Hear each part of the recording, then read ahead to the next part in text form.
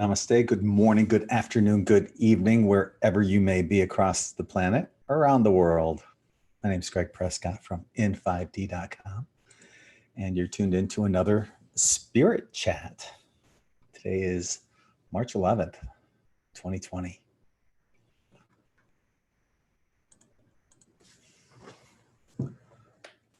So what we got going on today is yesterday, one of our oracle cards said, have fun. And I heeded that advice and I went out and I had fun. I went to the beach.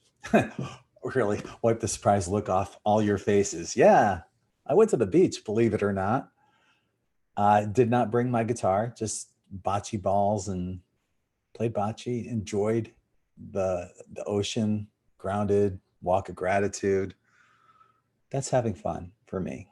And I usually go by myself. I have no issues going to the beach by myself because, that way I can walk when I want, ground when I want, and it was a day for me. So,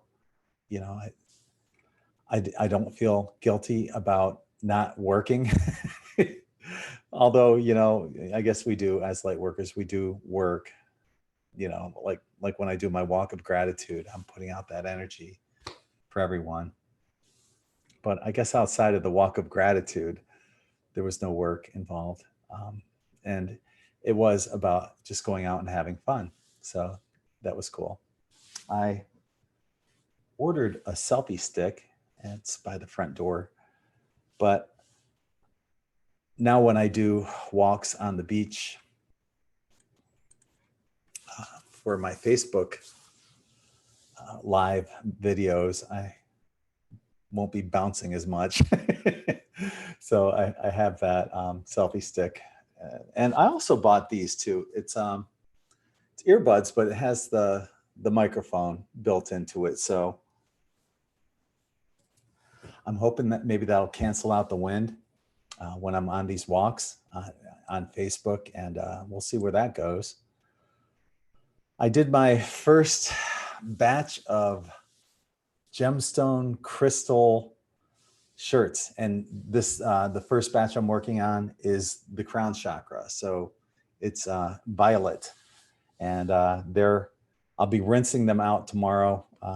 So did them this morning before I went to the beach.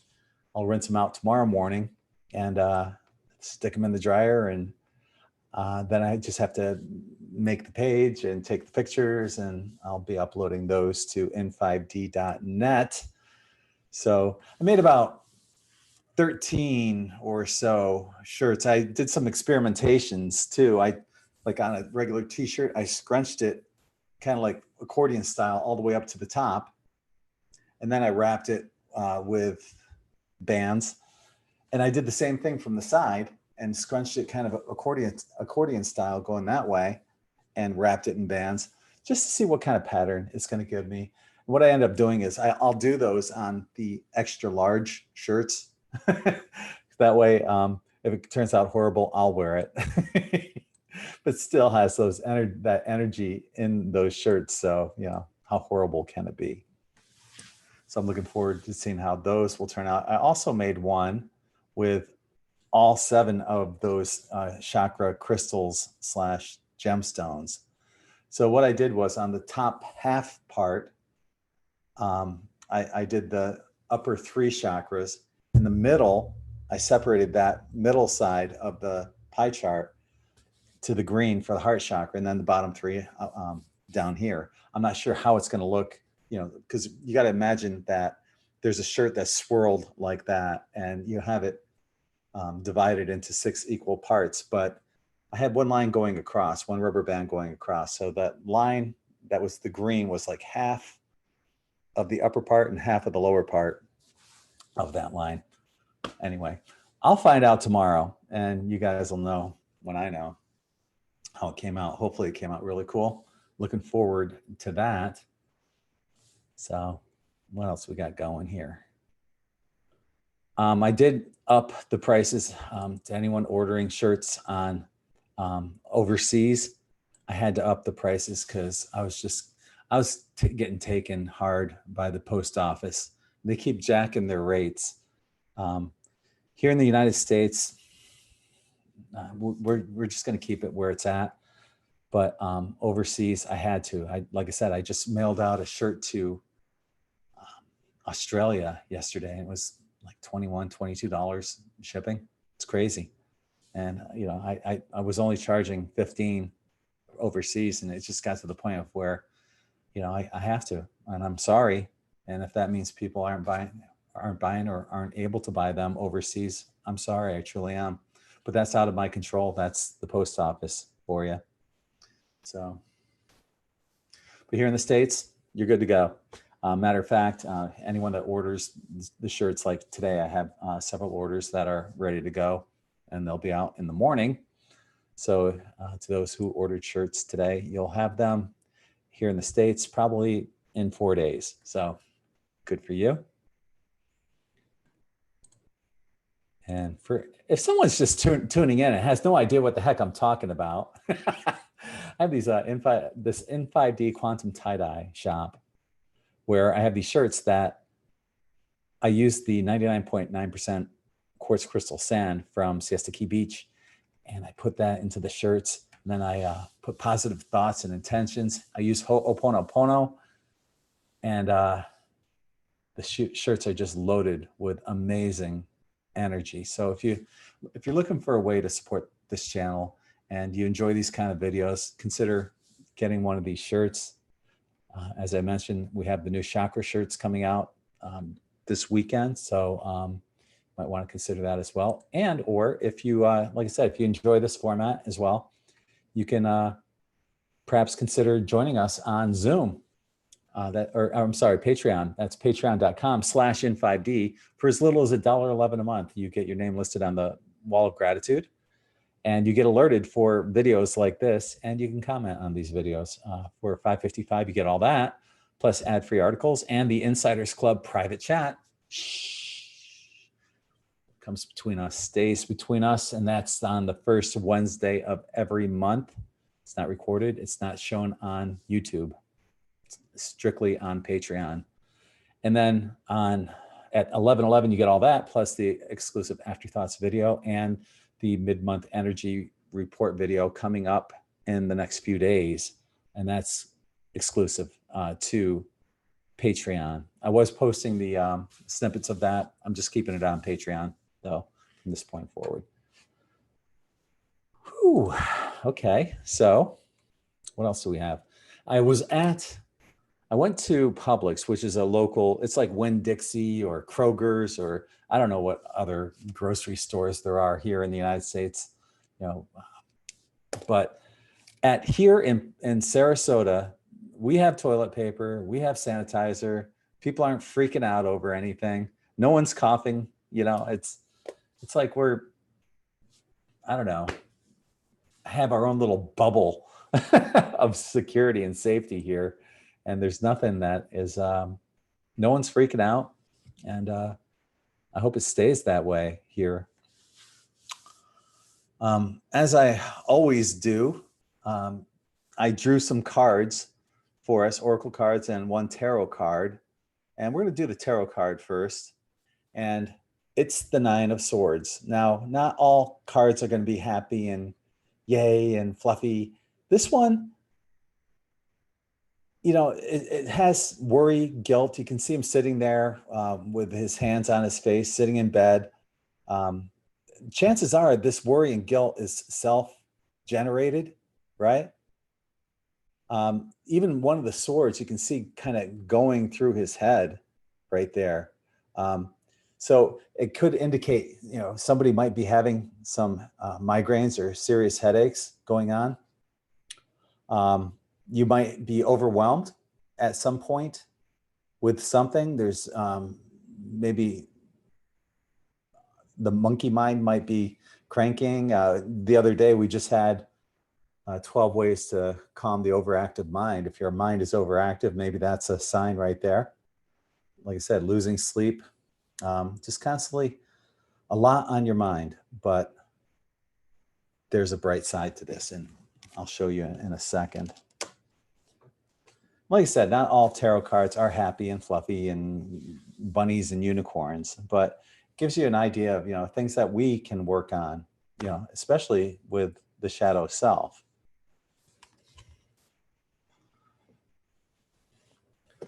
So we're going to do this is the card I drew from the Goddess Guidance Oracle cards.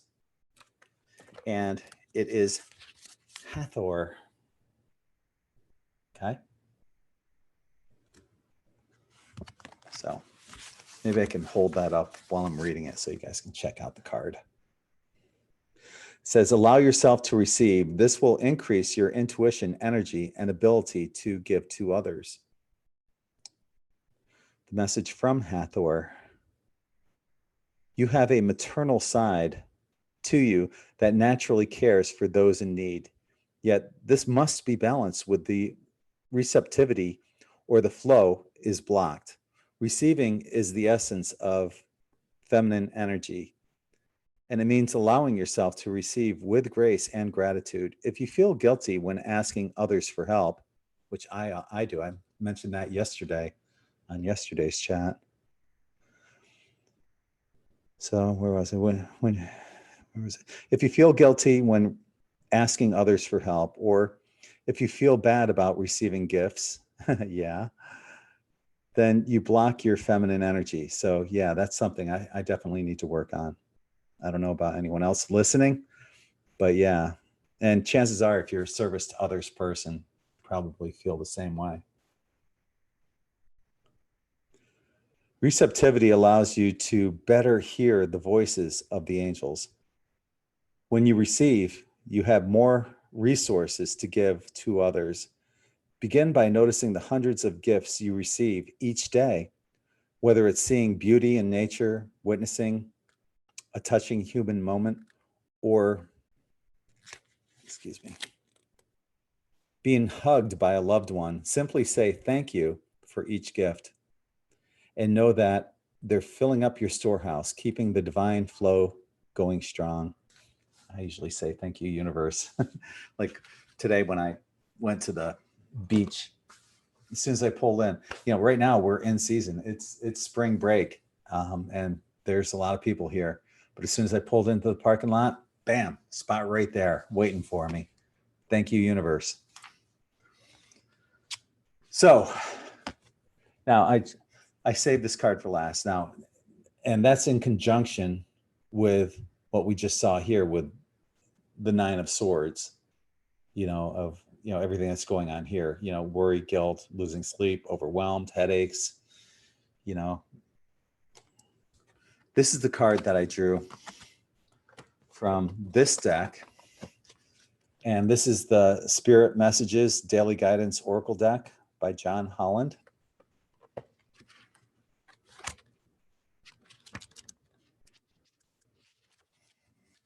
Okay, and the card that we got, New Beginnings.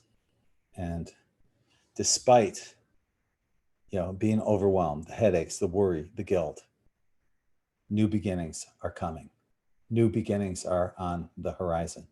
They're actually here. Welcome them. But sometimes we worry so much and there's so much on our minds that we don't realize what's already in front of us. But these new beginnings are happening right now. And that could be anything for anyone that's listening right now. You might be having a new romantic interest in your life that is coming. Something might be blooming. Here it is in spring, right? A budding romance. Who knows? Let's take a peek, though, at what this new beginning says additionally. Everything in life is constantly vibrating and moving, and therefore continuously changing and evolving. Be aware that a new beginning is on the horizon. Have courage and faith, because right now, life is trying to nudge you forward and move you in a new direction. This powerful card comes forward, and its message is simple, yet it could have a profound effect on your future. It's about the process of how to start over and seize the opportunity to create a new beginning. You may well be saying, I can't do this. It's not the right time, or I'm too old to start over again. But the spirit world is giving you this card for a specific reason. We know that you need to make changes, to discard some old legacies that may have held you back, and to purge and choose what you want moving forward. We know that doing nothing is not really an option.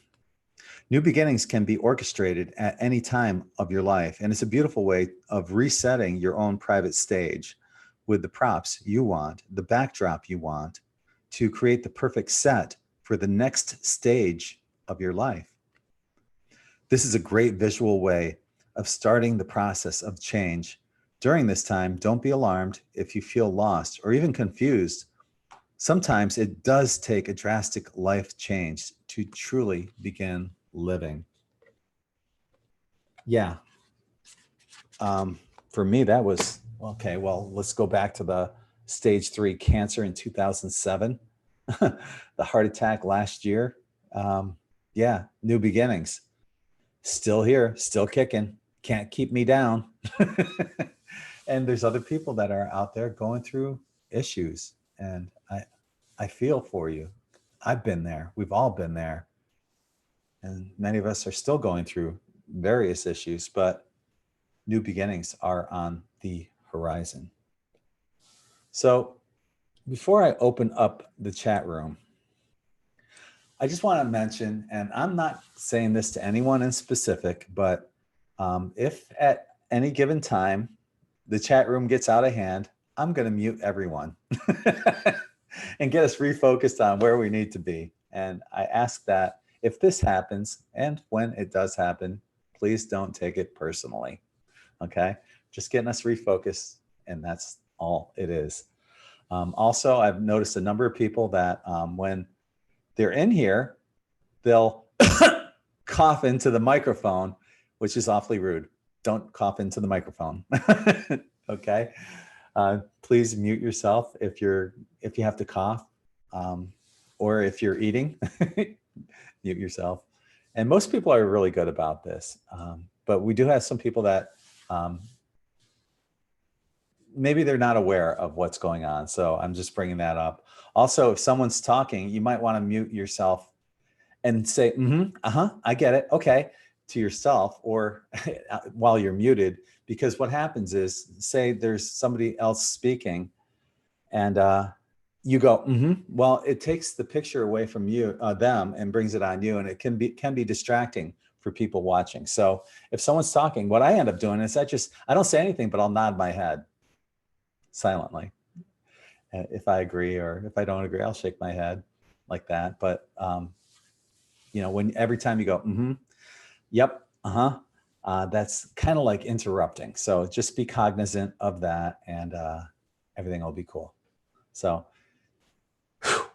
anyway, with that being said, I'm unmuting the room. And if anyone wants to jump in, you're more than welcome to. Hi, Greg. Hi, Jupiter. So, yeah, I changed it back to my real name. So I would just want to say, after last night, thank you to everybody that sent me healing. The energy is really good today, and I've been doing really good. So that's just an update. But I have a question for you about the shirts. How do you wash them? With light colors, like your yellow beacon of light. You might want to wash that on its own first couple times. You shouldn't have any issue, because like I said, I wash them, I pre-wash them, and then I wash them afterwards with Synthropol, which gets out most of the dye, but there still might be a little left. You could probably wash it with light colored clothes and not have any issues. But I don't know. Could I just hand wash it instead and just hang it to dry? Definitely. So it won't lose any color or any energy? Yeah. All that energy. Thank you. I just wanted to get that out there. So the energy locked into the shirt anyway. As long as there's color in there, that shirt, you've got energy in there. So, yeah, awesome. Yeah, hand wash will definitely work. Yeah, no problem. So, quick shout out to everyone that's in YouTube land that's joining us. Thomas, Nick, Terry, Star, Rhonda, Sharky, Cosmic Wisdom, Skylar, Helga, Yana, I think, ZJANA, I think that's pronounced Yana, Karen, and everyone else that's there. We got a nice group that's going on there. And oh, I forgot to post the link in YouTube. There's our link. Join us here on Zoom.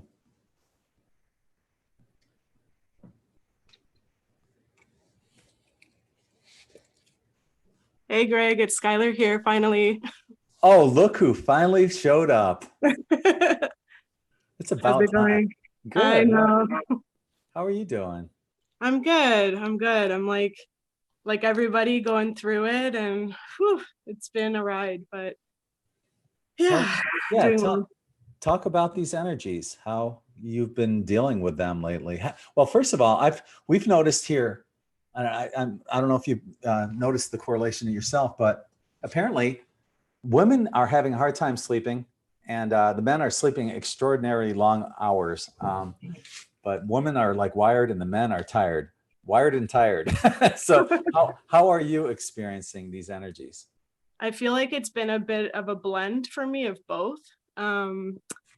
It's been like lately, the last couple of nights I've been sleeping a lot, but waking up more frequently. So I'll kind of wake up in the middle of the night and have to go to the washroom, or I'll be having an intense dream, and then I sleep for like another intense 7 or 8 hours, which is rare for me actually. Yeah. Typically, I'd say before the last couple of days, it was like the opposite. Mm-hmm. So it's been really, really interesting for me. Lots of intense dreams, it's just, yeah, it's been crazy. But I do feel like I'm sleeping more, and I'm more tired during the day also. But I don't really tend to nap. I'm not really much of a napper. Not a napper. No. How dare you? That's blasphemy. I can't do it. I feel like when I nap, I'm somewhere else. I come back and I'm like, 5 days has passed. I don't know. It's too much. Or no, Rip Van Winkle. That's who it was. Yeah. I don't know. One of those R people. So intense dreams, are they like futuristic or? It's been a mix of future stuff where it will be prophetic. Something will, it'll be I don't know, an earthquake or something, and then I'll see it on the news. Or it'll be a lot of past stuff. Lately, it's a lot of past people from my life that are coming up. So it's stuff that I'm working through also. Mm-hmm. So lots of patterns there too. Yeah. So what are some of the future things other than earthquakes? Nothing major, not like your wave stuff and all your prophetic dreams and visions. Nothing like that to share. It's more kind of stuff that I'll dream it and then it'll happen, with friends or in conversation and stuff like that. More so that way. Mm-hmm. How's your website coming? It's good. It's launched. So I did mention in the group, whoever, I don't know if anyone is on here tonight that was on here a few weeks ago, but I had launched my website and then relaunched 2 weeks later. It's been a process for me. I don't know if anyone can relate, but just a lot of identity stuff coming up as I'm going through this healing journey, just trying to figure it all out. So yeah, it's launched, it's live. I've been working with clients. I had a client today, and it just feels good to get back into it. And yeah. Well, you had to own your name, essentially. Essentially, that's where I'm at. Yeah. So it's Skylar Selena, and it's a unique spelling. And I can put the link in if anyone's interested in checking it out after. Yeah. Put it on YouTube. Yeah, I'll drop it in there. Yeah. But yeah, I kind of had started out with a different name that had part of my name incorporated. And it was the second I launched it, it was something was missing. It was I don't know, something wasn't feeling right. Didn't you launch that during Mercury retrograde also? I think I'd a week before, I was but still, we know there's the shadow phase, right? So I was I'm in the clear, I'm all good. And I launched, and then I was oh man, I was I don't know, this isn't feeling good. So yeah, a lot of stuff came up. It was crazy because when I relaunched it, I was wow, it's only been like 2 weeks, but it feels like a lot longer, like all the stuff that I went through around it. So yeah, it's just been an interesting process all around. Are those crow's feet I see? No, I'm kidding. I'm kidding. I'm joking. I'm joking. I I'm don't never see coming them. out here again, ever. I'm joking. No one can see them. I'm kidding. Skylar made a mention of that. We were just chatting the other day, and you don't look a day over 20. Trust me. Thank you. Yeah. Considering my birthday just passed, that's nice. Yeah. But yeah, no, I don't really have much lighting in here, so I don't even know if it's how it's looking, but yeah. Yeah. So what led to your awakening? So much. I feel like this whole awakening thing, like, I mean, since I was a kid, I feel like I've always been super like in tune and intuitive and very connected. So I'd say what led to my like spiritual path in terms of helping other people on their journeys now is a couple series of I'd say like a rock bottom point for me about 4 years ago was the biggest kind of turning point and what led me to some really, really, really deep healing. And that was like pretty much a point that I got to after, super toxic relationships, lots of family stuff growing up, lots of traumatic events, and not knowing how to release and transmute things, being super sensitive, being an empath and taking on everybody's shit. And yeah, I just got to a breaking point. I had a lot of physical issues, a lot of chronic pain, a lot of stuff where it was manifesting physically. I was holding down a job for a long time, like over 11 years marketing advertising career. And I just broke. I just got to a breaking point, and which led me to working with a healer in my city. And from there, it's just been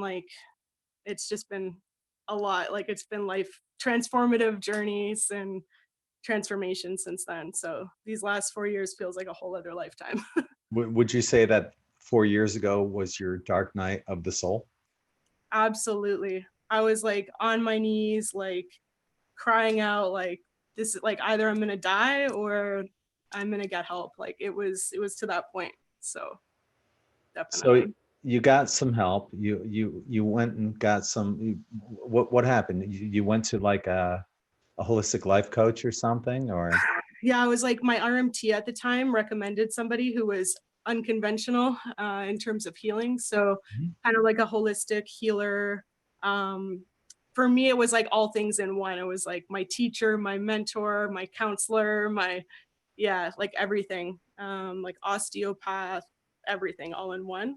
And it was somebody that had been through addiction stuff himself, because I had also, not knowing how to deal with everything that went on in my life, I got to a point where I was, using alcohol and drugs to try to manage everything that was going on. And so finding this person was really helpful at the time because he had also been through that and was able to help me through that at the time and help me get sober, actually.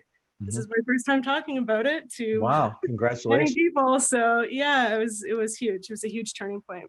Well, that's also a selling point for you and your website, because you've been there. You can experience what other people are going through, right? Absolutely. Oh yeah. Lots of darkness. And I mean, even up until recently, like, Greg, I've been like wanting to come on here and I've been going through it. It's an endless process of healing and all these layers that we go through. So, I realized like in a lot of ways with this healer I was working with before, I kind of transferred my addictions onto this person. And so this is somebody that I've had to release. And that was a part of my journey. And it was like recently with this Mercury retrograde and stepping fully into my power and doing my thing, I realized like, wow, there's a lot of healing that goes back to when I first started this journey about 4 years ago. So yeah, it's it's continuous, but How it's do you good. how do you get over a toxic relationship? Kind of, I'll be honest, like it's I'm still in the process of unwinding from this one specifically, and a lot I feel like I can see that there's been patterns with certain relationships that I've been in. So for me it's like okay, I'm working on this one right now, but I can link it back to all of these previous relationships, What right? is that pattern that you're suckered into? Because I'm in the same boat. I get the same thing. Narcissists. Yeah. Narcissists, you know, over giving my energy, having these relationships that are not reciprocal in energy. So I'm giving way more than I'm receiving. And I lean on them and then I lose myself. Hence why I think it's coming up now to, as I'm going through this identity stuff and reclaiming my power and my truth and all these things, it's like, it makes sense that it's coming up to heal these wounds, and to shine that light, right, on maybe where some of these things aren't healed still. So Yeah, I've mentioned this before, but it's worth mentioning again. Most people will live their entire lives never knowing who they truly are, pretending to be what society expects them to be. They'll go to their graves never knowing who they truly are. You know, a lot of people are afraid to stand in the vibration of their own truth, love, and light. You know, you look at a lot of people, I can tell, you know, if you look at their Facebook page, are they posting spiritual, metaphysical stuff? Or are they kind of hiding, or afraid to put that out there because they're afraid of what other people might think about them? At what point did you say, screw it? yeah, it's so true. And I can relate to that. I feel like I was like living these two lives for a long time, right? Even holding down the job. And really, truly, this is my first time talking about addiction publicly. So for me, it was like always living these two lives. I think I've always had that spiritual component because you know, Facebook memories will pop up. So I see these memories where I've shared spiritual stuff where I'm like, oh, like you were in there, you know, like as much as I was maybe in a fog or I was, you know, in these toxic relationships or jobs or whatever, it was like I still had that light, you know. But where I kind of said screw it, I think recently over the last year of transitioning out of a full-time career and really stepping into this work, like it was around last summer, last fall, where I started taking on clients full-time, and it was like, this is it, this is me, and this is what I'm here to do. And that was a big turning point. I'd say over this last year has been one of the most transformative for me. I thought early on in my journey, and it was when I, you know, got sober and did that heavy lifting work at first, but a lot of it was still illusion. I'm realizing now, right? This last year was like, holy shit. Like I said, I just transferred those addictions onto somebody. I relied on that person. That person, I relied on that person more than my own higher self and my own voice. Now, So that was dangerous. I was talking to Todd Medina when we had the beach meetup here on Siesta Key, and we both came to the same conclusion that there's a reason why a lot of people need to break out of their addictions right now, and face them. You know, that's probably why I had that heart attack. One of the many reasons, actually, why I had that heart attack a few months ago, back in September. You know, I was smoking. I wasn't eating correctly. But the smoking thing, I think, I quit smoking, and it's been what, 6 months since and it was really easy to do. Once you had a heart attack, I thought, okay, well, I'm smoking American Spirit organic cigarettes. I'm doing the right thing. I'm smoking organic. Fuck that. It didn't matter. Universe was telling me, you got to quit. You got to work on that light body, and cleanse the crap that's in your system. And you've done the same thing. You mentioned, like, all right, how did you get over chronic pain?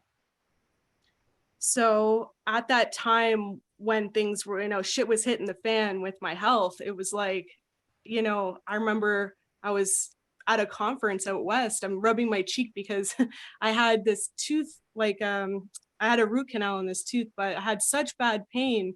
And I was given Tylenol 3 for it at the time to manage the pain, but at the time I was still drinking. So that was like, you know, like disastrous. Combining those things, I mean, took so long to reverse my health and get healthy after that. But at the time I was self-medicating to try and manage not only the physical pain and how excruciating it got, but everything else that had built up in terms of just not being able to manage everything on the mental health, emotional, all those things, right? So when I first started doing the energy healing work with this healer, like Reiki energy healing work, counseling, like all those, coming at it from all angles, like I mentioned, about 6 months later or so, actually before that, about 3 months in, I started using cannabis oil. And I know I was tuning in a little last night, and I know you guys were talking about CBD oil, which is super helpful. And that really, really helped early on. And actually it helped me to get off the alcohol, because what would happen, I couldn't use both. So I would take the oil, mostly CBD focused, and it felt like I had a couple glasses of wine. I had some wine on top of that, like forget it, right? So that helped me to start easing off the alcohol. And then I used THC oil at night to help me sleep, and I think that also was helping with the pain. And then I remember getting sick all the time, and I got sick for the last time in June of 2016, and I just came to this point where I was like, "That's it. I'm no longer drinking. Like I just cut it cold turkey." And I used the oils for some time after that, and eventually weaned off of those. I use CBD oils sometimes, like for PMS symptoms or for migraines or whatever, but like it's pretty much, that's out of my system now too. But it was a good way for me to, again, assist with the chronic pain as I was working through energy work and stuff like that, which really, really helped. Yeah, kind of like a combination of both, I guess. That could not have been easy. Everything that you've overcome to Oh, do. yeah, it's been a lot, but I also know that that's why I'm doing the work that I'm doing now. I've had to go through all of this shit. Like what I'm talking about right now is just a sliver of it, right? Like we've all been through it. I know everyone on here can relate to a lifetime of some darkness and some struggles and traumas and just horrible stuff. But it's possible. Like I remember early on in my journey when I started to work with different healers, and well, this one in particular, and then a couple more after that. And just the first thing for me was connecting to self-love. It was learning to love myself again. And I didn't realize how far away from that I was, but it was the tuning into that was like the most rewarding, the best thing like ever. And from there, the journey just continued. So it's as hard as it's been, it's also been equally as like rewarding, and the light just shines brighter than any of this shit. So What tips do you have for people that are learning to love themselves? well, be patient and gentle with yourself. Like for me, and I'm not sitting here like by any means saying like I've got it all figured out or I'm healed. Like it is a lifelong process. But I have come a long ways. So I would say like early on in your journey, just be really, really gentle with yourself. Like I even have to remind myself of that, as like I said, the last couple of days were really hard for me, a lot of stuff coming up, and I could feel those judgments coming up, like we can be so hard on ourselves in our head, those voices where we're like shitting on ourselves. And sometimes when we're so in it, it's hard to pull ourselves out of that. And so it's like these little things, it's like coming back to the basics. For me, it's like, okay, body. And like I was so disconnected from my body. So, and I'm still working on connecting to my body on a deeper level, but it's like, closing your eyes, putting your hand on your heart and asking like, okay, what do you need from me right now? And your body will tell you, your heart will tell you. So like just tuning into that space, getting back to the basics. Like for me, it's like drinking water, getting into the bath, having a salt bath, getting sleep, cuddling with my cat, doing writing, like whatever it is for you that just brings you that comfort. And you can, hugging yourself, like put your arms around yourself, give yourself a big hug. Just like, it's like the little things. So the last time I had a drink, I haven't quit. I never said I quit drinking, but apparently I have, for the time being at least. The last time I had a drink might have been July 4th, America's Independence Day. I was at that's the last time I can remember having anything.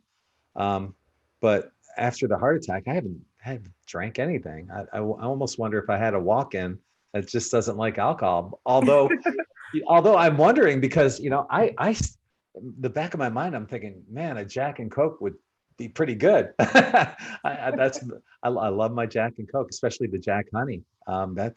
That's yummy, but I haven't had it in a long time. And if I don't have it again, I'm okay with that.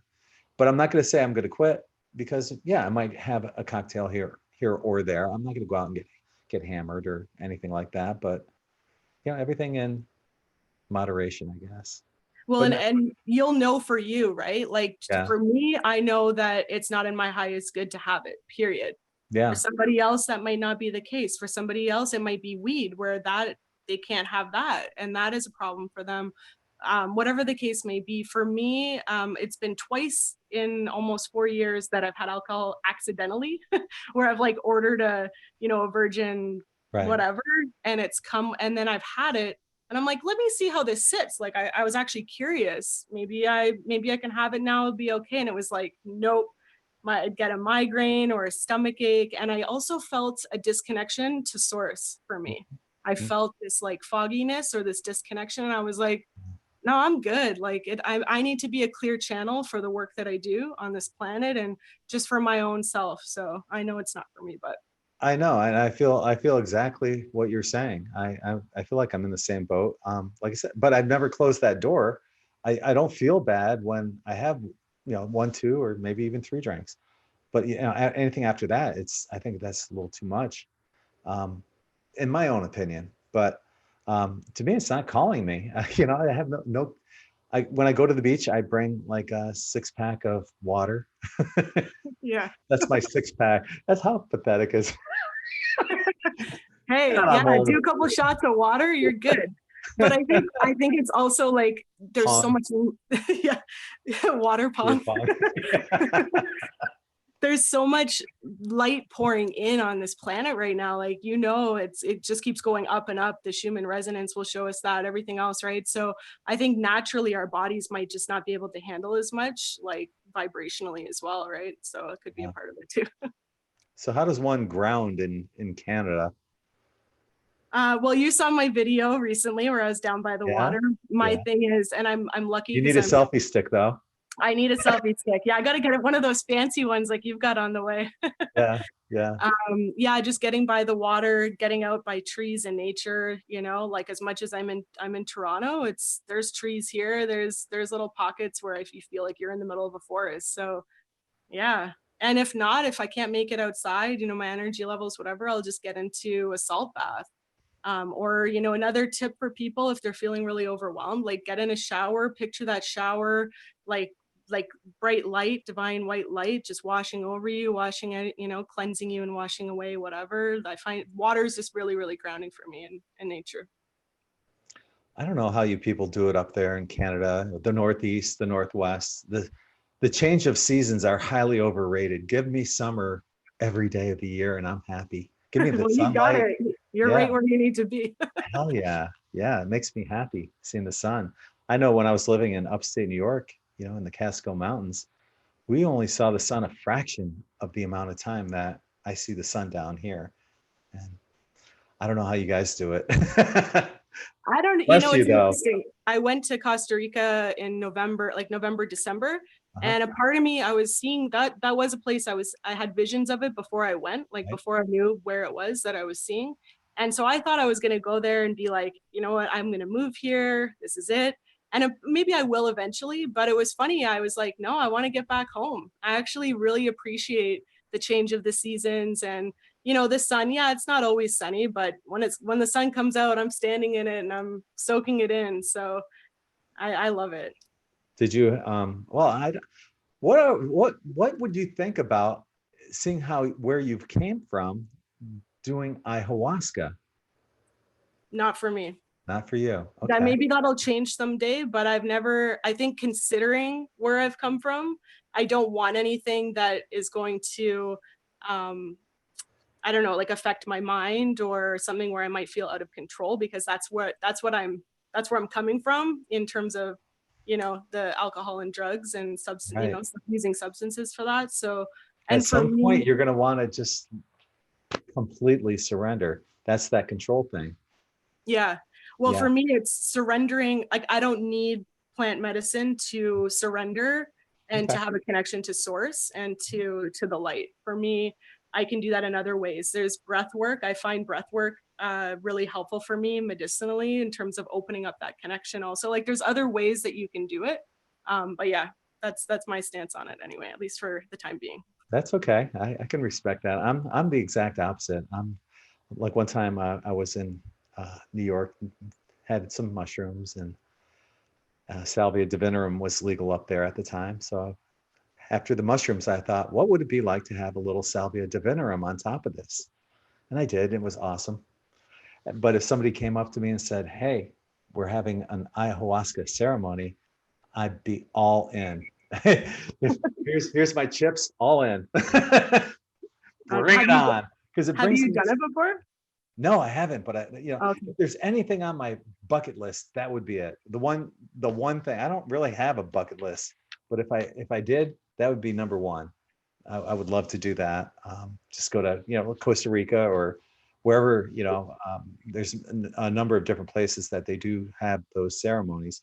Can't afford to go, but one of these days I will, and I'll manifest that at some point. So anyway, well, thanks for popping in and letting us hear your voice and see your face, and so everyone can get the codes from you. It's important. No, absolutely. Thanks for having me, and it's nice to connect with everybody. And yeah, I'll throw my website link in if anyone needs support. Happy to even just do a quick call to see if I might be able to support you in some way through this. All these what everybody's going through, everyone's going through something, right? Mm-hmm. So just Yeah. offering support, holding that space. Use a combination of distant or in person, Reiki, energy healing, talk therapy, all that jazz. So yeah. Awesome. Happy to help in any way I can. Don't be a stranger here. I'll see you on chat, but you don't come in here often. Yeah. So. Yeah, I don't know. I'm getting more comfortable in front of the camera. You've seen me doing a couple videos, so it's not that hard. It was time to jump on. So and the more you do it and the longer it goes, I kept you on here for a little while, but I know it wasn't that bad though, was it? No, I'm like not shaking as much and my heart's not beating as fast. So I'm trying to get Terry Ward on here, and she's just chickening out every time I ask her. But tell her it's not that bad. Here's your chance. We got you, Terry. We got you. It's all good. Now just take a couple deep breaths, and I'm just talking to you right now, which is probably making it easier too. Like I've just got me to you, so it just feels like I'm talking to you, so it's less overwhelming. Yeah. But I feel everybody's love and support around us, so it's very beautiful. No, there's 160,000 followers on. No, they're not. Unfortunately, they're not all tuned in. Otherwise, I might feel a little nervous myself. But anyway, keep popping back in. All right, sounds good. Here. And thanks for helping to moderate in there. Absolutely, anytime. Right. Take care. You too. Bye. Bye. So our room is open if anyone wants to jump in. Hey, I see Sarah waving. Hi, I came back. Hey guys. You did? Yeah. Welcome back. Thank you. This isn't so hard, is it? No, I saw you guys go online very often. Mm-hmm. Yeah, I just felt it tonight. Yeah, did you see us on what was it, Higher Self? Is that where you saw us again? No, actually I ended up subscribing and yeah, turning on the notifications, and so I get notifications every now and then, and yeah, here I am. Well, thank you for reminding me to remind the people that are watching right now. See what happens when you subscribe and hit the bell notification. You get notified, and here we all are. So if you haven't hit that bell notification and or subscribe, do so right now and jump on in and join us here. So that's great that you made it. How are you dealing with these energies lately? Well, that's what I was gonna ask, with the full moon, and I don't know what's happening lately, but yeah, I don't know. It's very intense. I just heard, I'm not sure what her name is, Skylar, which if that's your name, it's pretty beautiful. Yeah, I'm actually in Canada, and I'm grateful that she mentioned what she did, because I'm in a part of town where it's sort of interesting to find a place to ground, and I I'm grateful to have heard what she said, because it literally it's as easy as going out like to stare at a tree or just hug a tree or something. And baths are really a good idea too, so I'll be doing that. Yeah. Yeah, salt baths are wonderful. Actually, I've never tried a salt bath in my life. No, No. what I'll do is I'll take some sticks of selenite and I'll bring them in the bathtub with me as well. Do you Yeah. feel the difference? I feel it has a healing, helping, beneficial property to it. Burn the incense, light the candles, just relax, take it all in, shut the lights off, and just lose myself. Whoa. Yeah. Like what is that called? It's like a therapy where there's no sound and you're kind of shut off in like a not a cabin, but Sensory deprivation. yeah. Okay. Has anyone tried it? Like, apparently it's transcendental. I'm guessing Maria tried it. Yeah. Oh my God. Tell us So, about it. yeah, tell us. Just basically, well, I've tried it at home, trying to do it that route. The closest one we have is a little over an hour away. And they have colors in theirs, and you can hook up a playlist, or they do a chakra type playlist, and you can have it open or closed. So if you're claustrophobic, you don't have to freak out. And you can have clothing optional, of course, whatever's comfortable for you, which that's the only part that kind of creeps me out a little bit. Why? But it's treated like a hot tub. Oh, It has the same treatment. Well, just idea of everybody's junk loose. but you're Yeah. alone in the bag, no? Well, yeah, but at the same time, you do always worry about, okay, did they get it clean? And let's face it, as a girl, Yeah. if bathtubs are not clean, we get the infections. Yeah. So I am a little iffy about that route, which I think would actually be the more comfortable is no clothes.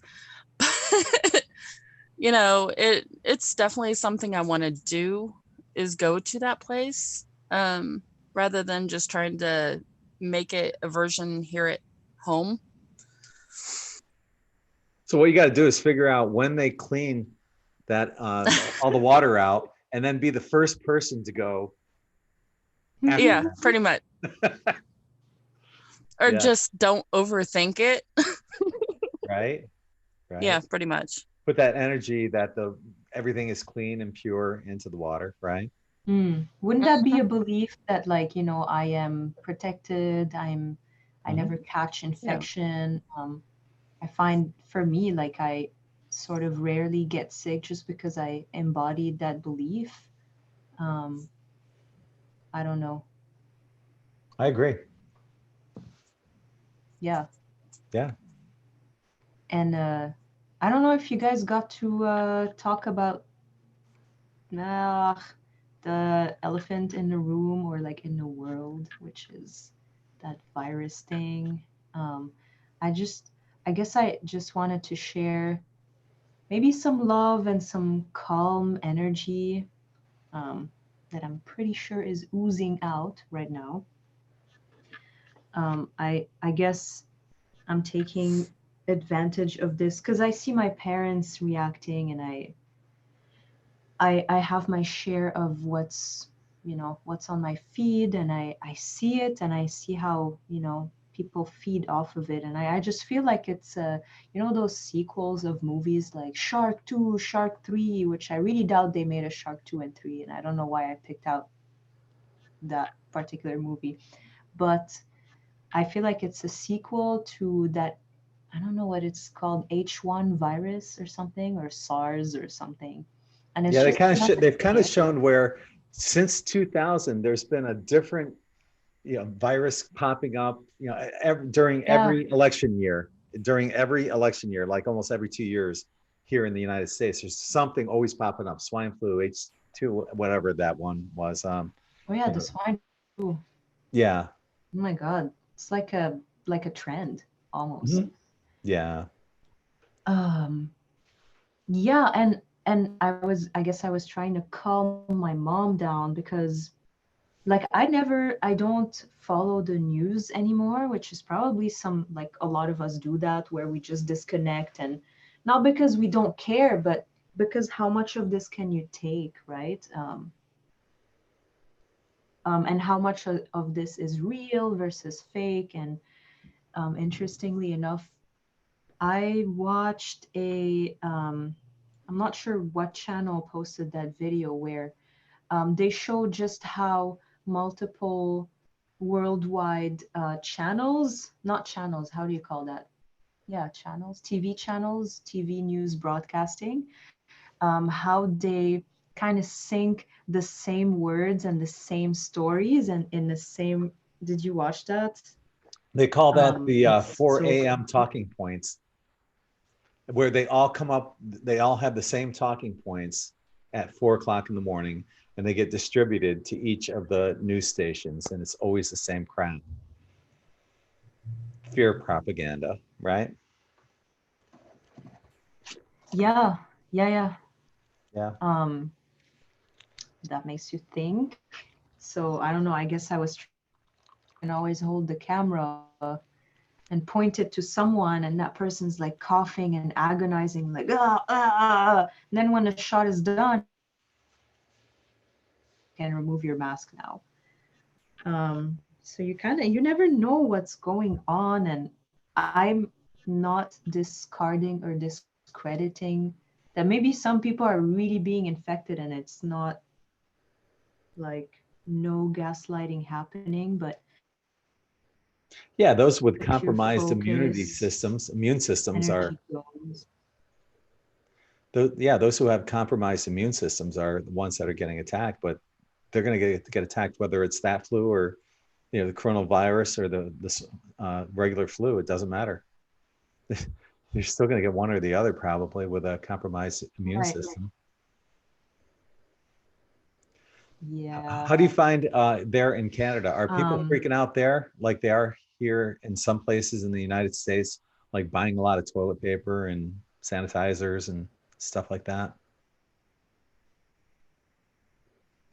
I don't know it. I don't see it with my eyes, to be honest with you. I work from home, so I don't see the stuff happening. So I don't know. I hear my mom talking a lot about it. Like I heard today that they closed down airports in certain places. That Canada's taking precautions of some sort.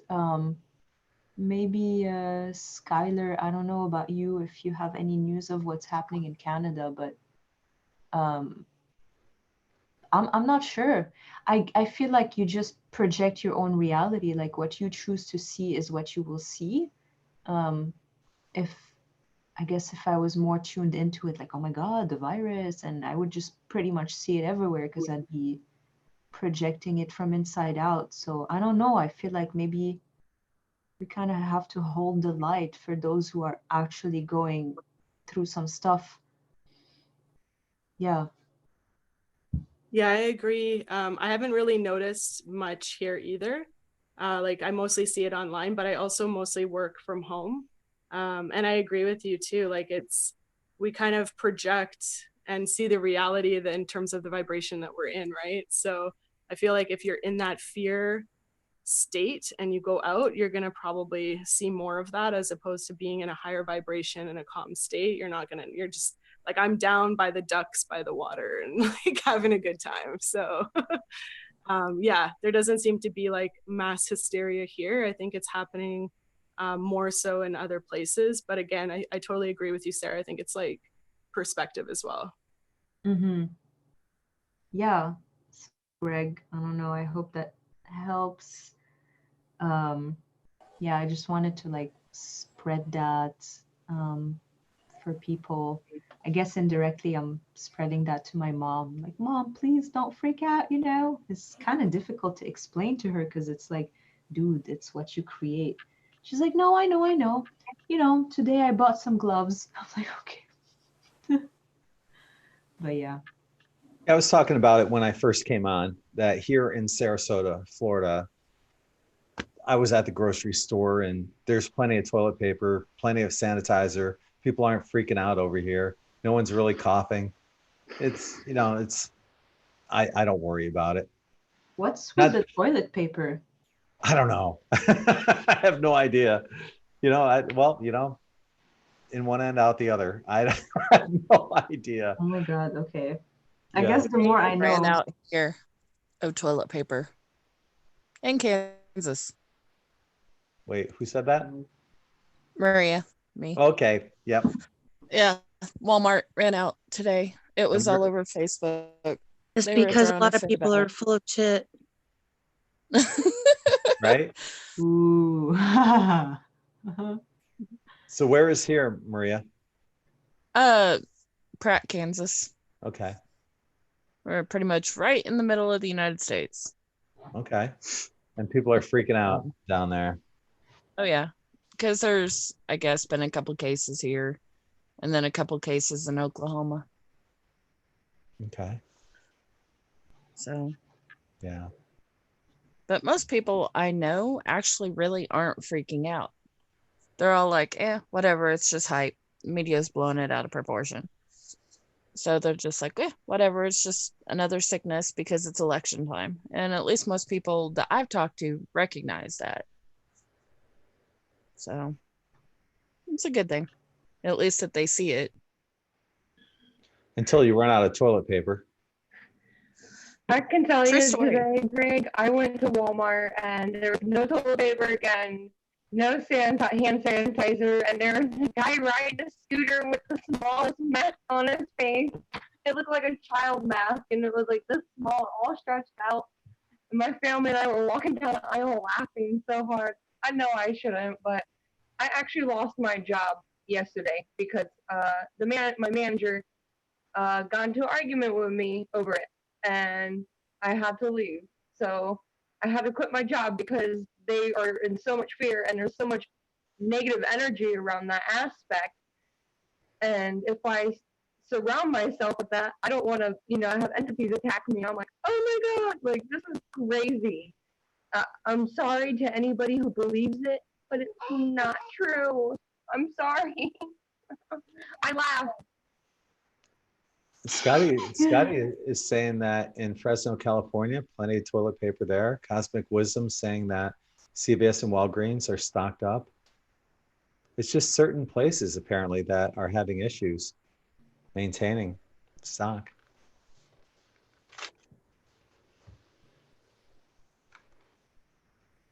Congratulations, I think, Desiree, on your job. I think it was like a nice step because maybe something nicer is happening to you.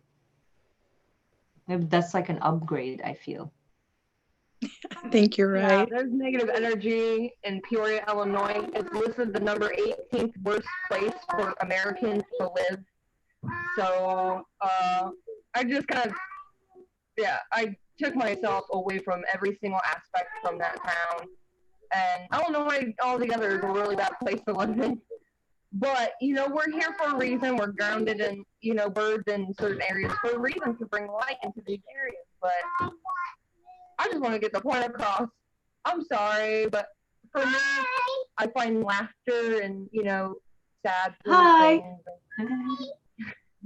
Say hi to your girl. But Hi. like you said, it's a blessing, but I still find it funny. And I don't know why, but kind of like 9/11, it was fake, or at least, it was government, based upon, and H1N1 or whatever you call it. That was, the same swine virus from the pigs, from being malnourished or whatever they call it.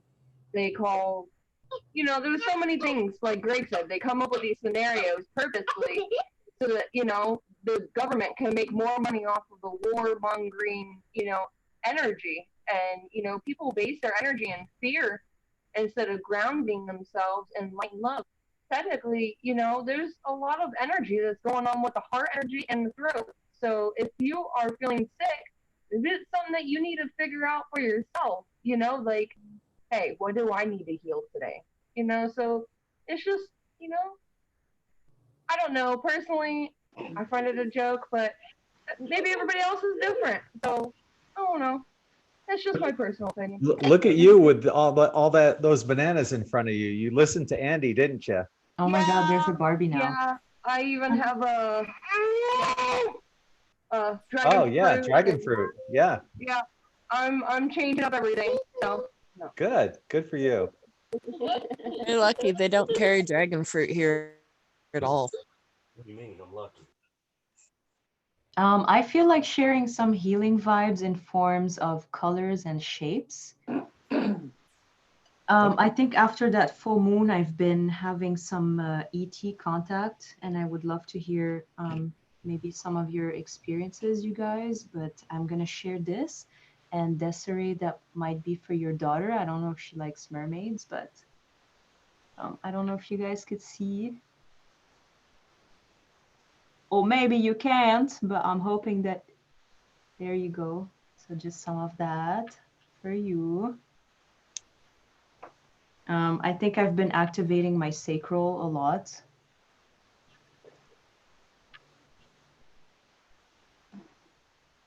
So just receive the codes and activations. I think it might be Arcturian energy, so I'm not sure.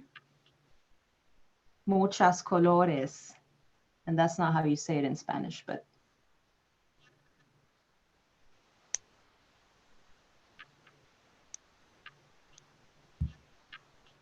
so. you have a lot of water energy here, so it's more like a Syrian energy. Probably. So, like mermaids and if you're seeing like I do. there's a lot of water energy that's been like if you were saying when was the time that you said that you were getting these messages or something? Oh, it's been a while. Oh, you mean the contact or like the I The started contact. creating mermaids? Like what was the time frame? Wow. I don't know. It was very heavy, like 2 days ago, and I had a dream where they actually, I don't think it was a dream actually. I Tell you the think, truth, that's a Mercury retrograde within Pisces, so you were getting Piscean energy, and it deals with the fish energy, you know. So that's probably reason why you're dreaming. Like you made those. Did you make those? This is beautiful. So yeah, it might have to deal with like Syrian energy or something that's going on with the main star in the system right now. And I don't know if you tuned in, but I made a Syrian grid, when Mercury first came into retrograde. It was open until Monday, and I closed it down. I shut it down. So if Monday is a day, or Sunday or Monday is the day that you had the dream, that was one of the last days of Mercury retrograde. So they could have came in contact with you before I shut down the porthole.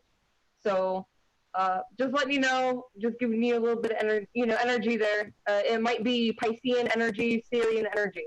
So looking for that. I've been hearing about Mintaka.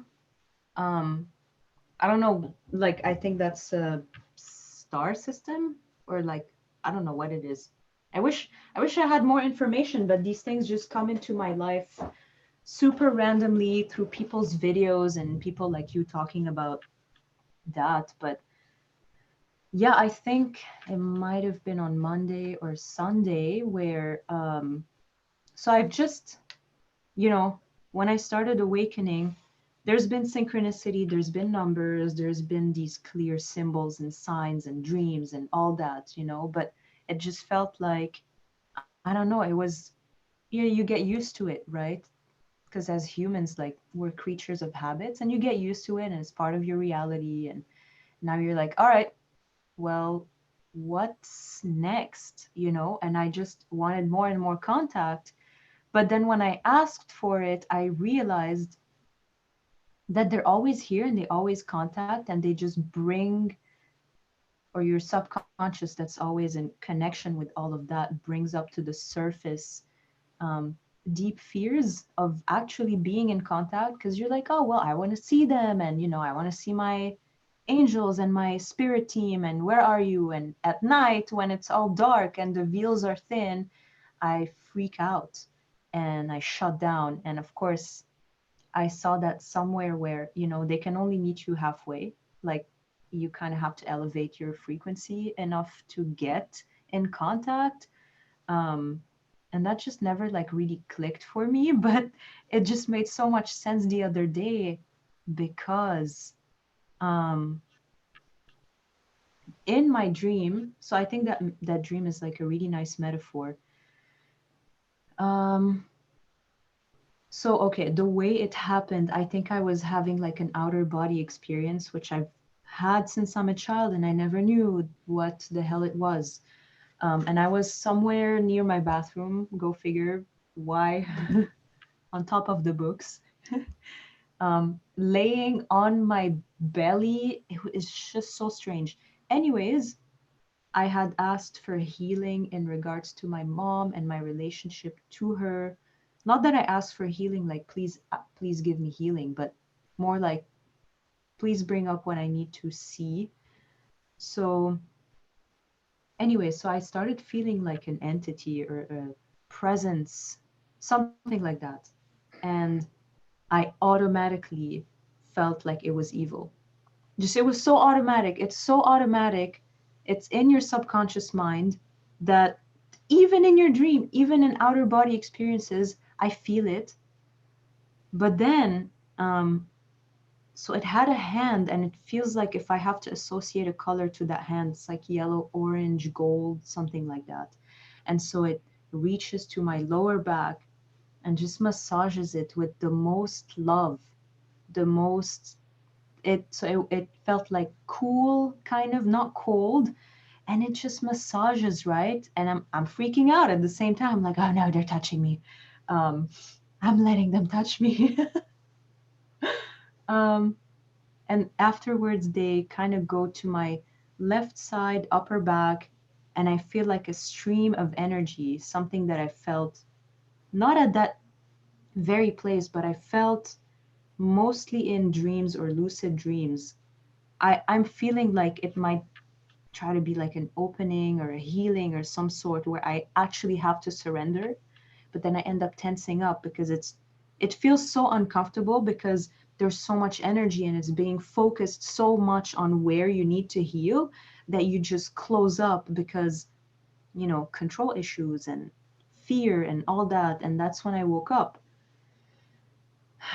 And that's when it hit me that I don't think those were evil entities, girl. I think you're freaking out, and I think you're blocking your contact experience because of all those beliefs. What came up during the day was religious beliefs of what evil is, spirits and jinns and all of that. That's actually more ingrained than I thought it would be in me. And just all those scary movies, just stuff crawling up on you, and in the dark, that was just really blocking me a lot. Like, I never sleep in the dark, and I don't know, I hope that kind of makes people think that those really early childhood experiences and indoctrinations through church and all that might be blocking some pretty magical things. And so I can't wait to see what happens. And if I tune in, I'll like update, because I'm really excited, and I never thought that could even happen to me, honestly. And the days following that, I've been getting some serious synchronicity with Arcturians, and just have been seeing in my third eye, like, I don't know if you guys know what they look like. Like, I don't know exactly, but they're like blue with, that typical alien head shape. I've been seeing that. Right? Are you confirming that? Anyways, she's gone. Um, yeah, that's my story. It's a lot of So talking, you said as you can that tell. initially you thought it was evil, right? But then you felt that loving presence just massaging your back, and you felt that love energy, right? You also mentioned that you never Yeah, sleep, them. you never sleep in the dark. Something goes back to your childhood, apparently, about being in the dark and being afraid of being in the dark. Any idea what that might be? Yeah. So Desiree, yeah, that's pretty much it. And Greg, yeah, I've had experiences, I think when I was back in Lebanon, where I don't know, I would just wake up and I don't know what I would be doing, like going to the bathroom or something. And so what came up for me recently is in my life, I've never had those really big traumatic experiences like abuse and all that, but you're born sensitive. So the tiniest of things is blown out of proportion. And when I started my healing journey, I was just trying to find those big T traumas, but it was just really simple things that for me was like a huge Mexican drama, right?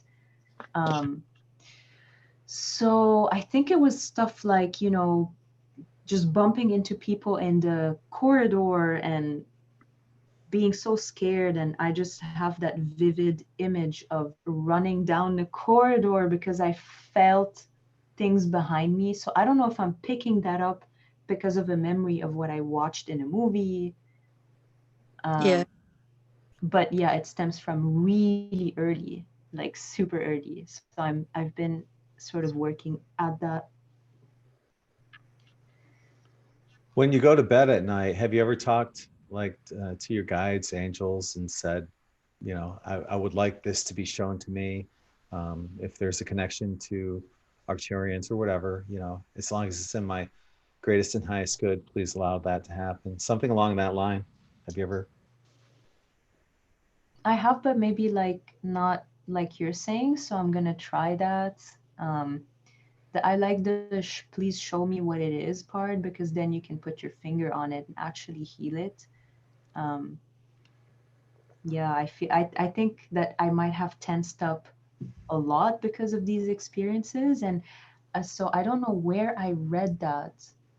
That you do choose these experiences more or less, to a certain degree, that will make you forget and shut down, that will enable you to just start seeking, to start that whole search of the truth and that quest of the mystical and um, but it would have to be shut down at some point. And probably you also choose a family that doesn't believe in these things and who like completely shuts you off your divinity and all that. Not that it's their fault, but choice.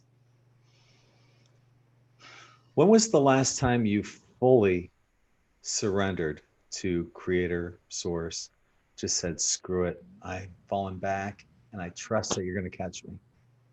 Have you ever done that? And give up and just let go of any kind of fears you might have and just say, I trust you, Creator, and I surrender completely. Sober, I don't know. Influenced, I don't know. I've been doing some of Joe Dispenza's meditations, and I had like a glimpse of what he calls the unified field, of like that place where you become everything and nothing at the same time. Um, had a Hi, glimpse. Sarah. May I chime in? Hi. Yeah, of course you Hi. can. Hi. Um, Gosh, I wish I could take the time to tell you my background. It's like a whole book, but I haven't really been very public. I have one video that ET First Contact Radio did that you can listen to. I've had multiple out-of-body experiences, definitely a walk-in, been struck by lightning, ultra sensitive to electromagnetic frequencies, and that was when I was 27. I'll be 52 this month. And I just feel like I could maybe offer some things that I've noticed since I've been listening. One is that the way you talk, the way you've been talking here, is exactly the way your mind thinks. It just doesn't stop.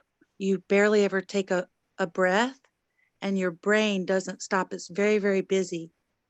And what Greg is saying is, if you can allow yourself to stop, I think you'll create some space for divinity to come in, because I see you. I mean, anyway, I'm not sitting here trying to judge you. I just wanted to offer that that reflection. I wanted to chime in back a while ago because I heard you talking about the ayahuasca, and I was living on the Big Island of Puna. I was in Hawaii for 20 years, 10 years on Oahu and 10 years on the Big Island, down in the jungle.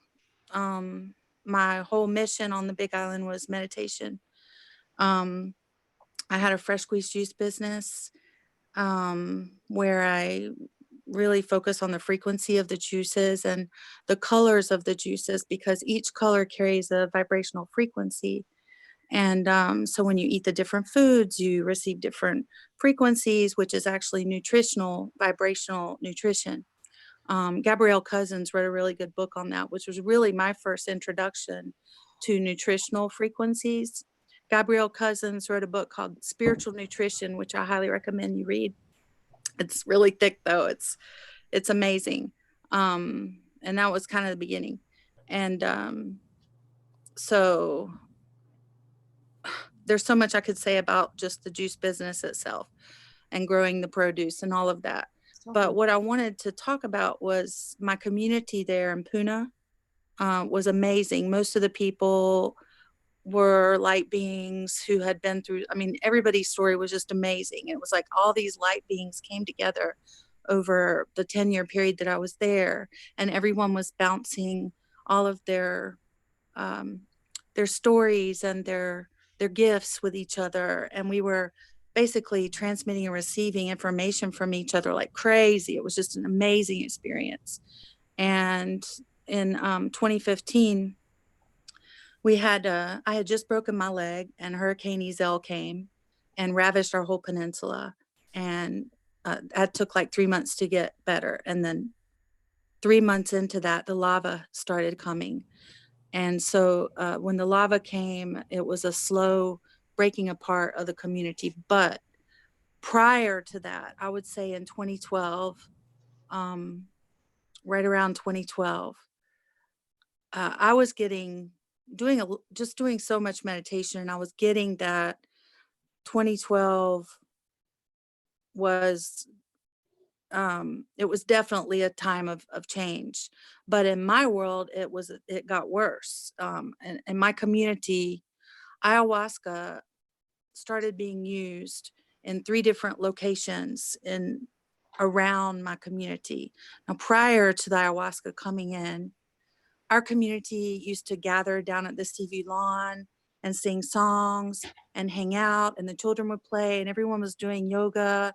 And it was just the most beautiful experience. Then it started, I noticed a lot of my friends kind of disappearing and not coming to the lawn. And one group was down on Papaya Farms Road, one group was up on the Hamakua Coast, and I don't know where the other group was meeting, but it was almost like a triad all around Puna. And people kept asking me to come.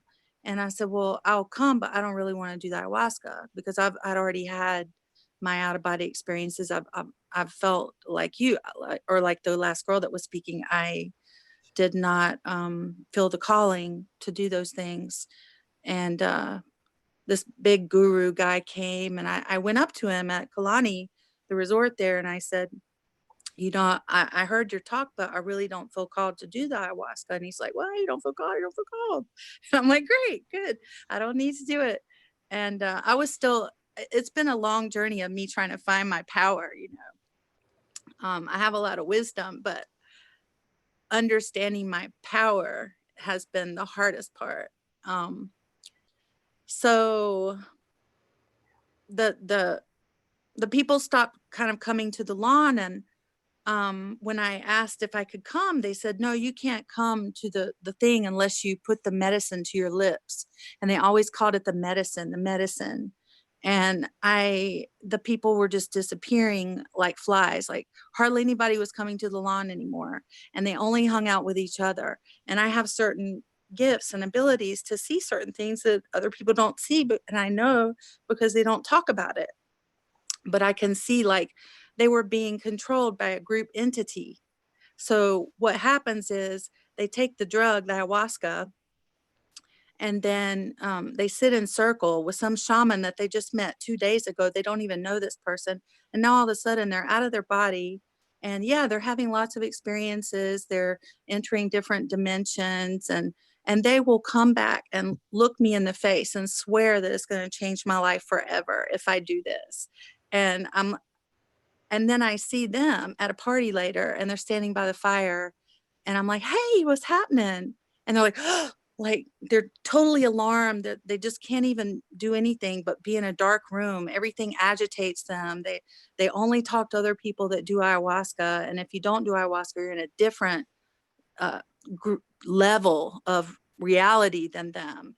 And so what I observed is that there's a disconnect with the soul that seems to happen. And it's maybe, you know, in the ideal perfect environment where you know the shaman for your life. And I don't know, I just don't think it's a good thing. Just based on what I saw, there were 3 Swedish girls that fell on a trail. One says, it's such a long story. It's hard to, I don't want to take up everybody's time. I just, the girls came back, they were visiting Pune, and one of them fell into some bushes, and all these centipedes, baby centipedes, climbed all over her and bit her all over the place. And she was totally traumatized because she was tripping on ayahuasca when it happened. And she did not come back to the earthly plane. She had to be flown by nurses back to Sweden, was not in her mental well-being. Another friend of mine did ayahuasca and got on his bike and flipped over some handlebars. And then another guy, this woman came, a Mayan priestess came to give a talk in our community, and it's way out in the jungle. And some guy was tripping on ayahuasca and flung open the doors naked with a Bible because the ayahuasca had blown his reality, and he was looking for answers. But the problem is you come off the ayahuasca and you don't have that connection anymore. You're not connected anymore. And then you feel, oh, I need to reconnect to that. So they go and do the ayahuasca again. And then they call it the medicine. And so then I approached my friends who I thought were my friends, my close. These were the people that I had been with for 10 years, dedicating myself to this community. And these people, I said, well, so how do you know when you're well? If you're calling it the medicine, you know? And no one could ever answer that question. And then I said, so how sick are you? You know, how much medicine do you need? When is enough going to be enough? And I just saw disconnect, separation of the community, and people who couldn't handle adult conversations or adult emotions with their friends, you know, or even like a healthy confrontation. You know, I don't think confrontation or asking questions to someone who you care about is a negative thing. But what happened is when I started doing that, these same people, all my friends, stopped inviting me to gatherings. They just stopped talking to me and alienated me from them. And so that's been my experience with ayahuasca. And then they also brought in this like snuff that they were blowing up into people's brains, basically. And they're like, oh, of all people, you should do it, Mohani. You know, just like, I don't need that. You know, I don't need that. And I'm not judging anyone. I'm the last person to judge any person. I mean, we have discernment of who we want to be around, but I love all people, you know. So that's my experience with ayahuasca. I could go on. I just don't want to, you know, if anyone has anything else to say about that, I want to give you the opportunity. Des, your hand is up. Des, you raised your hand. Yeah. So I don't have any experiences with ayahuasca. So, but earlier when you were talking about letting go of the energy that's, you know, within you, and, you know, I found out that I'm slowly letting go of everything. And Sarah, I want to share some art that I, you know, created because the energy from these blue beans came to me. And I've shared them on here before, but I don't think you've ever been on here when I shared them.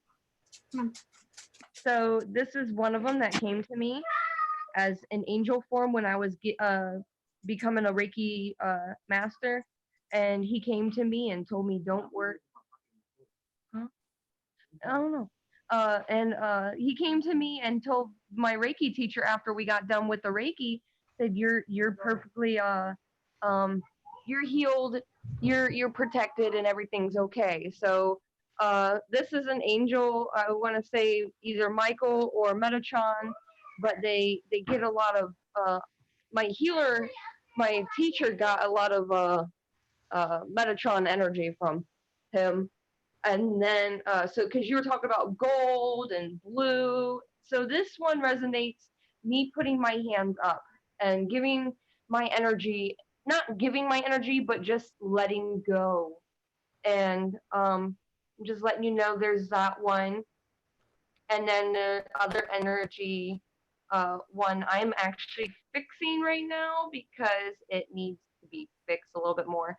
You probably saw that when I was putting it up.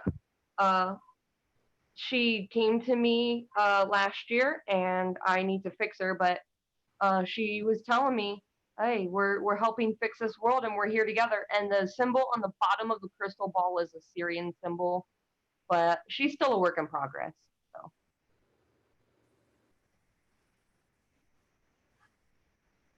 When you say she, does she have a name? I never got her name yet. Well, I was like, I was transmuting energy more like a higher self energy. I don't know if you saw that all the way. But it was basically like a higher self of myself trying to heal the earth energy. And I don't know. Here, let me see if I can get it back up again. I'm not used to this format still.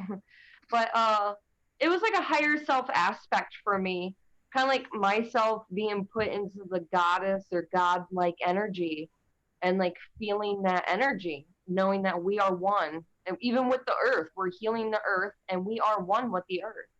But I still don't know the overall message of her. But it just felt like this was it. So it's just like a little confirmation for you, I hope. And, you know, knowing that when you do get those extraterrestrial energy, you know, feelings at night, that it is okay to feel these energies. And you notice how she's golden, orange, and yellow, more of a power, you know, and, you know, going for your sacral and your solar plexus, like you were saying earlier. And they really like to go around that energy field because it's more of a inner power that you have to bring out of yourself to find out what you need to do for yourself to help heal the world, or, you know, anyone around you or yourself.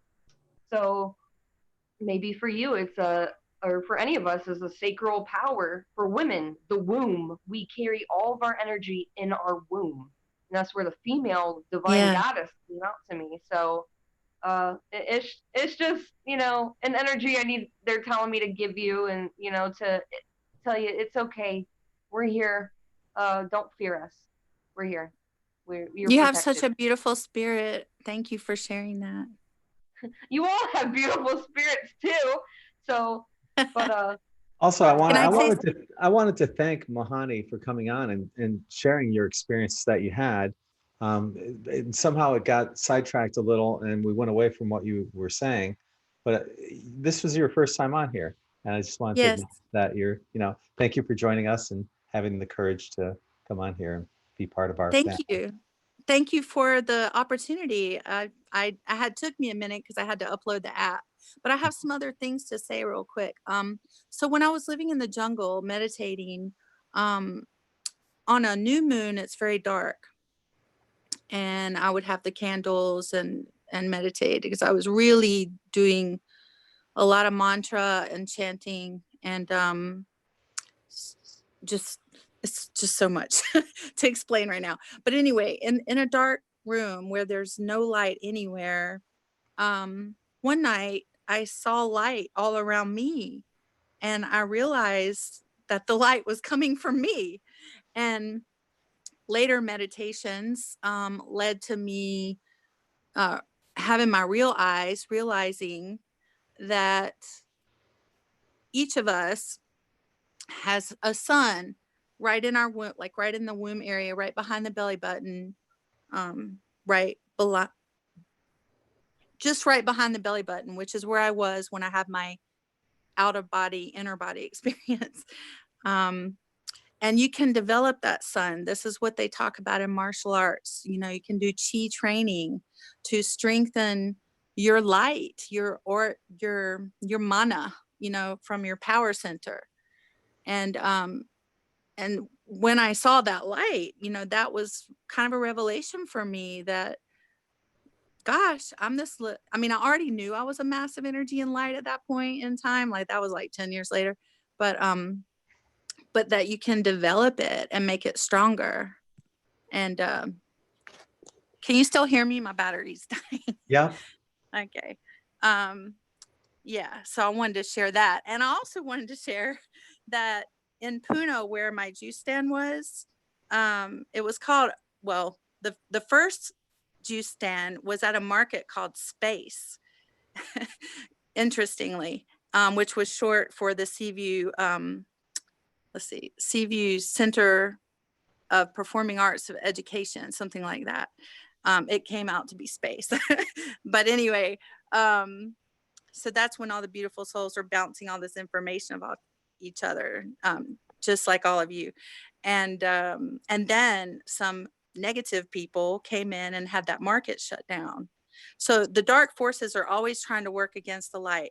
But what's happening is we're actually going through a cosmic time cycle where we've been in this space of darkness.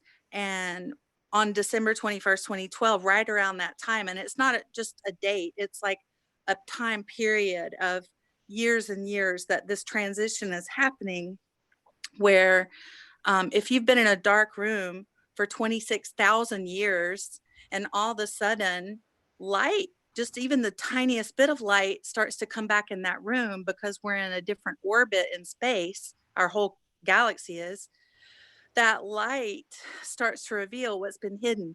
And so that's what's going on in our government, inside each individual, inside every organization, is that this light is revealing stuff that was trying to hide. And so it's just going to get, it's like, I have to put you back down for a second. I'm just afraid I'm going to lose you, but it's like this. It's like both are happening simultaneously. So the light's coming in and the dark is there being exposed. So the dark's fighting. So there's all this turmoil and resistance, and what happens when you resist? It causes pain. So when you don't resist, and you just open into acceptance, that's when information can come in. The cosmos has good and bad in it. No matter how big the cosmos is, it's all one holiness. And within that holiness is the dimension of duality, which has the good and the bad, but the negative is there as a force for teaching and for reflection. If you go into a movie theater and you're sitting in the chairs looking at the screen watching the movie, then you see the movie. But if you're down as the movie looking back up at the chair, all you see is the light, right? So each needs each other to create the movie, which is why God created the dual plane, because the beings that are living in the dual dimension are learning about itself and why we need to go back to God, why we have separated from God. So we're all members remembering. We're remembering, coming back to source, coming back. What I say is coming back home. Imagine if we could see that white light in everybody instead of the meat suit that we see in everyone. How beautiful we would realize that each and every one of us is, instead of judging each other for Well, this. that's what happens when your third eye's open, like, and your heart at the same time. It's a sacred marriage. But when the heart and the third eye are open, that is what you see. Mhm. And there is no judgment, really. It's more of just being in the witness state. So Observer. like, Yeah. but another thing that I wanted to talk about was what she said, is that we create our own reality. That is a huge misleading from the New Age community. It's wrong. It is right in some ways, but we are not on an island by ourselves. We are co-creating with all the other parts of ourselves that exist. So if I was the president and I push the atomic bomb button, it's going to affect you, if I have, just whatever I do, it will affect you ultimately. So it is a co-creation that it is very important that all of us become as aware as possible, because the more aware we become of how our actions affect others, including our language, our thought, speech, and action, how it affects other people, that is like a major thing to learn, and it's hurtful when you're around unconscious beings. That's what she was talking about earlier. When light beings come to the planet, which there are many cosmic beings from all over the cosmos here, but they function through human bodies. That's one thing that I can see. I can't like try to see it. I kind of see it when I'm not looking. Like when I was having my juice stand, when when the market got moved to Uncle Robert's, interestingly, and it's actually on video on YouTube, Uncle Robert from the Kalapana Market made an official announcement that he was going to welcome all-star beings to his land if they wanted to come there. Well, then when the space market got closed, we got moved over to Uncle Robert's market, and my juice stand was there, and I could see all these beings walking up and down the sidewalk, kind of out my peripherals, and the human was there, but the beings that were on these humans were all shapes and sizes, like tall, short, skinny, fat, all different colors, like from all over the cosmos. And I tried to talk to what's his name, Michael Celis. Wait, I'm spacing on his name right now. Haha, no pun intended. But the guy that focuses on space beings and wanting to see them, and always talking about wanting to see them. And I had a conversation with him to let him know they were already here, and he just didn't seem to hear me because he just wanted to see them, But if you go and look at Sala, I say LLA or something like that. Michael Sala, yeah, I had a talk with Michael Sala, and I told him all that I had experienced. And what I find interesting is that Michael he's a very nice man. And he sat there and listened to me. But, you know, he didn't even see my juice stand for years. And I was there with the highest vibrational frequency juice. And finally, one day he came up and tried my green juice. And he was like, gosh, I wish I would have known that this was here. And I mean, it was there all the time. It's kind of like when, if you're resonating a certain frequency that other people aren't resonating at, they're not going to see you. I had ladies walk by with oxygen tanks, you know, for years, would walk straight past my stand, never even see me, you know, when that would have been the very best thing they could have had, you know. But if you're not resonating at that frequency, it's like you're invisible. And so that's what other dimensional beings deal with, the high vibrational ones, because it's very painful. It literally hurts. I mean, I don't know if you've ever fasted for a period of time and then come back to regular society, and then you can see it so much more clearly, all of the misguidedness. And like she mentioned, scary movies. Yes, our brain is a palette, a very precious palette. So is our heart. And every time we expose ourselves to dark, nasty, yucky things, that's implanting seeds into our auric field. And yeah, then it's going to create dreams because your body's trying to process it. And if you don't have like if you don't have a regular communion with Creator, then you're left wondering, who's this and who's that being and what's that being's name?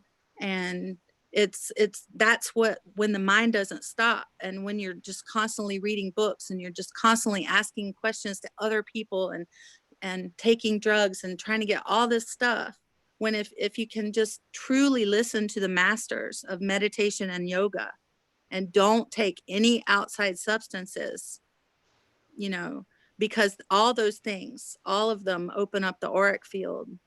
And then if you have some experience and you're not totally balanced, you're going to question if it was real or not, because you have to come back from it. So would that include anything? I mean, some people swear that, you know, getting high is something that brings them to a realm where they, you know, have inspiration. I'm speaking from experience. Okay. I smoked weed in Hawaii quite a bit. And yeah, I haven't smoked that in eons. I quit a long time ago. Yeah, my situation got worse and worse with it. I was just opening up the auric field, but I had been doing a lot of meditation clean, and I was a chef at several different colon hydrotherapy places, and I've done a lot of fasting. So the difference with me is that I know who I am. So if you know who you are, then you know who you're not. And then when an outside entity tries to affect you, you know, oh, that's not me. And I know what my boundaries were. Mm-hmm. And I knew when I needed to stop.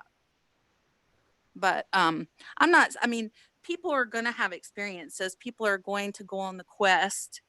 That's what you're here doing, you know. There's nothing wrong with asking questions and searching. But that's why I'm saying, like, just from experience, I'm just recommending that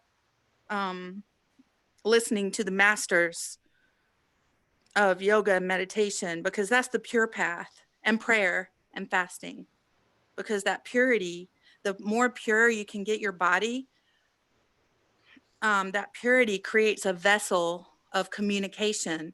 It's like a TV channel or a radio channel. If there's a lot of interception, you're not going to get a clear picture, right? Well, that's one thing we were talking about earlier, the pureness of the vessel. A lot of people are, you know, overcoming addictions right now, which is fantastic. I think that's needed to happen, you know, because what we're doing is we're working on that light body, the perfected temple, you know, and it's part of the deal. That's why, as I mentioned, I probably had to have my heart attack for many reasons, that included, so I could overcome smoking, which I have. Yeah. I tune into you every once in a while. I didn't know you had a heart attack. Wow. Last year, September 13th, Friday the 13th. Yeah. Interesting. Wow. My dad's birthday of all days. Yeah. But yeah, overcame that. I haven't drank since July 4th of last year. Not that I was much of a drinker to begin with, but it's just that message I'm getting is for everyone. It's not just me. It's for everyone to overcome and work, at Yeah, least work cognitively on these addictions. there's so many layers. If you When you smoke, get rid of try one, quitting, another. try cutting back. You don't have to quit today, but just cut back and see how well you can do. What about the people who cuss and use unconscious dialogue? Like they'll bring hell into their reality. They'll damn things unconsciously, and they don't even realize they're doing it. Oh, casting And spells. yeah, Yeah. and like the word motherfuck, mother f. Um, if I hear anybody saying that word, I just turn around, especially if it's a man, and I'll say father f. Father. How does that feel in your body? Does that feel good when I say that to you? Because it's just unconsciousness, and people who aren't in their ego, who don't reside in their lower body, they're like, wow, I never thought of it that way, and they really receive my message. People who are still in their ego, the lower self, who are still in I, me, my land, they get offended if they turn it back on me. Well, I can say whatever I want, or but there's just layers that you have to, if you really want to get closer and closer to bringing heaven onto the earthly plane. We have to think, is there death in heaven? No. I don't imagine death in heaven. From what I've been told, and what I've read, and what I hear, is that it's everlasting life. And that's kind of, I think that death is here to serve a purpose, but it's not something that always has to be. It's just right now, while we're on the earthly plane and we're experiencing density. So literal density. Well, all I can do is share my experiences, and and hope that I can learn from other people, and help other people as well along the journey. Yeah. One thing I can't do is enlighten anyone. That's the candle that each person has to bear. Can't do that, but it's good to be there Well, for people, at least on their journey. space creators are really important. And right now, what you're doing is you're creating a space for that learning to happen, for that shift to happen. So thank you for that. It's really, really beautiful. And I appreciate your heart, and that you're always open and sharing, even when you're in a vulnerable place. Yeah. So thank you. Oh, my pleasure. And thank you, ladies. I can't see the ladies right now on my phone, but if you're still there, thank you for letting me share. And I hope I was able to help plant some seeds somehow Awesome. with anybody watching. Thank you. Well, thank you for sharing. Appreciate Yeah. that. I want to give a quick shout out to Ricky and Karen on YouTube for the super chats. Thank you. I greatly do appreciate that. So thank you for that. I don't know. I think we might end up wrapping it up on that note right there anyway. It's almost 11 o'clock, 2.5 hours. That's good chat. Got a lot accomplished. Talked about a lot of things tonight. Want to thank everyone for joining us here on Zoom as well as in YouTube. I'd like to encourage people to, if you'd like this kind of program, to check out in5d.net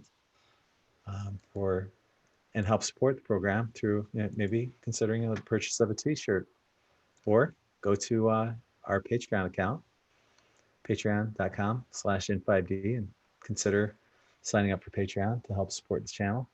Anything would be greatly appreciated. Probably be back on again tomorrow night, so stay tuned. Make sure you hit the like button, thumb us up, subscribe if you haven't, hit the bell notification so you get notified about any chats that we're having coming up, and you won't miss a thing. So I guess until the next time, we're going to sign off. I'm sending you all infinite love and light. Till the next time. Peace. Right.